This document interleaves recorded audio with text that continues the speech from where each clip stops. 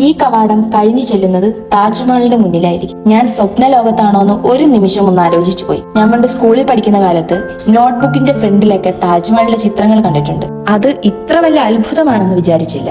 അത് നേരിൽ കാണുമെന്ന് സ്വപ്നത്തിൽ പോലും വിചാരിച്ചിട്ടില്ല.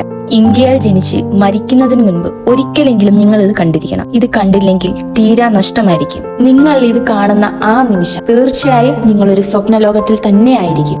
താജ്മഹൽ കാണാൻ പോകണമെങ്കിൽ രാവിലെ 5 മണിക്ക് തന്നെ പോകണം. വെള്ളിയാഴ്ച ദിവസങ്ങളിൽ താജ്മഹൽ ക്ലോസ്ഡ് ആണ്. അന്നേ ദിവസം താജ്മഹൽ ട്രിപ്പ് ഒഴിവാക്കുന്നതായിരിക്കും നല്ലത്. ഞങ്ങൾ പോയത് ശനിയാഴ്ച ആയതുകൊണ്ടും താജ്മഹൽ നല്ല തിരക്കുണ്ടായിരുന്നു. ഞങ്ങൾ വെള്ളിയാഴ്ചയാണ് താജ്മഹൽ കാണാൻ എത്തിയത്. പക്ഷേ അന്ന് വെള്ളിയാഴ്ച ദിവസങ്ങളിൽ താജ്മഹൽ ക്ലോസ്ഡ് ആണല്ലോ. അന്നേ ദിവസം ഞങ്ങൾ പോയത് ഫത്തേപൂർ സിക്രിയിലോട്ടാണ്. അതിന്റെ വീഡിയോ മുൻപ് അപ്ലോഡ് ചെയ്തിട്ടുണ്ട്.